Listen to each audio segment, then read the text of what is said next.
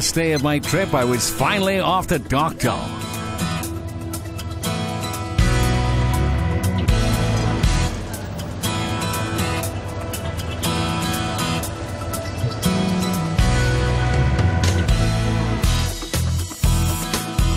It takes about 2 hours to reach Dokdo from Ulleung by boat.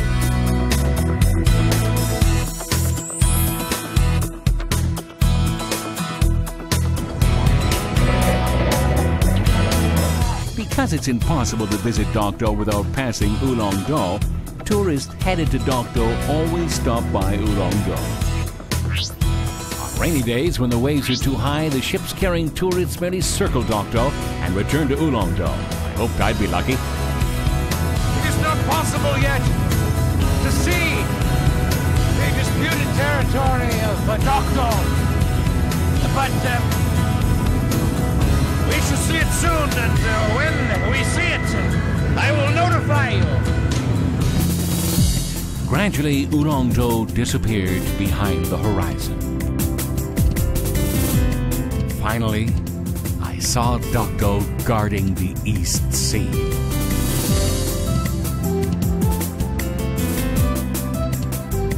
The waves were rough, but the ship was able to dock without a problem.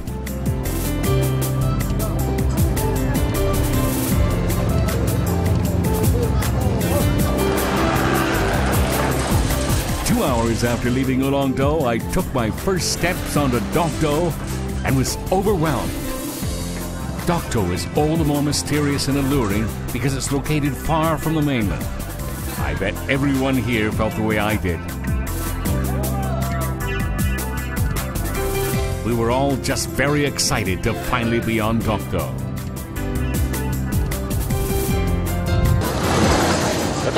Dokdo, Schweden deiner Zeit, Windwein von Schweden deiner Zeit, Dokdo, wie schon deiner Zeit, Windwein von Dokdo heit.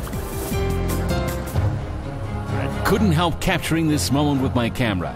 It was a moment I was sure everyone would remember.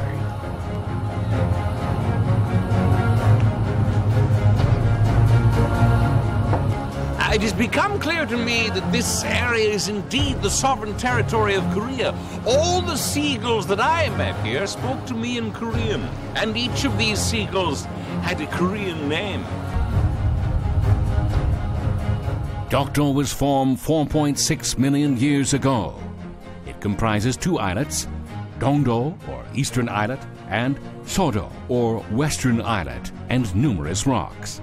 They rose from the ocean and have guarded the East Sea. The Dokdo I saw looked like a museum made by nature. The steep cliff looks like a human face watching the ocean. Dongdo is home to the Dokdo Coast Guard, a port and a helicopter aerodrome. The islet looks like a work of art against a scenic ocean and sky.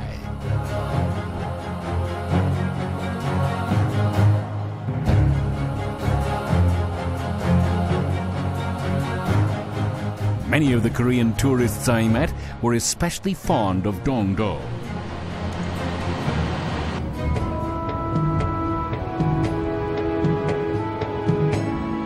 Dokdo is small but proudly guards the sea. After touring the area, I could understand why Koreans cherish Dokdo.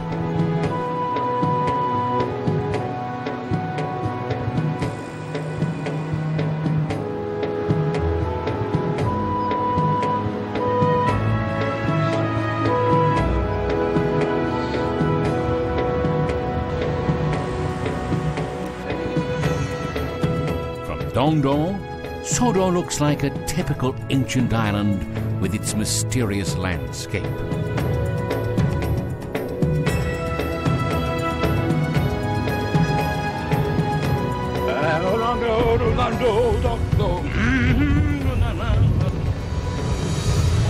Dongdo and Sodo are separated by the sea and face each other. After touring Dongdo, I decided to capture Sodo up close.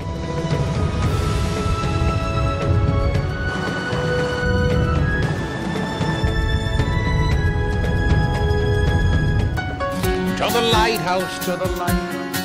got on a rubber boat and headed to Sodo.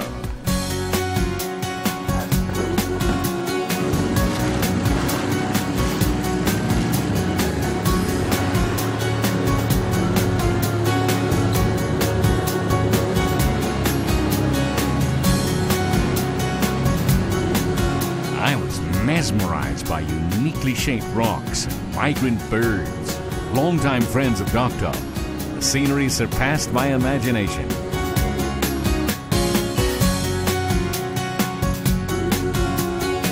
I hope Dokdo would remain unchanged.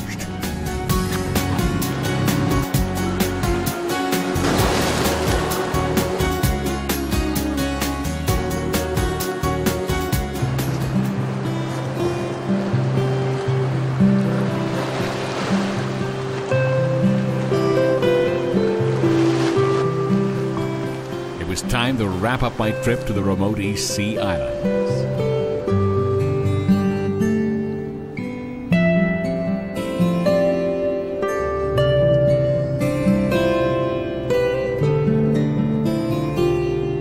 I wasn't sure whether I'd be able to come back, but I was certain I would never forget Ulleung and Dokdo.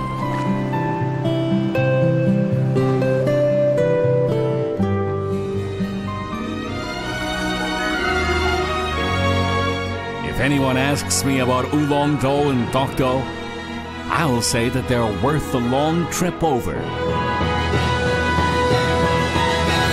Because they're the perfect places to make beautiful memories.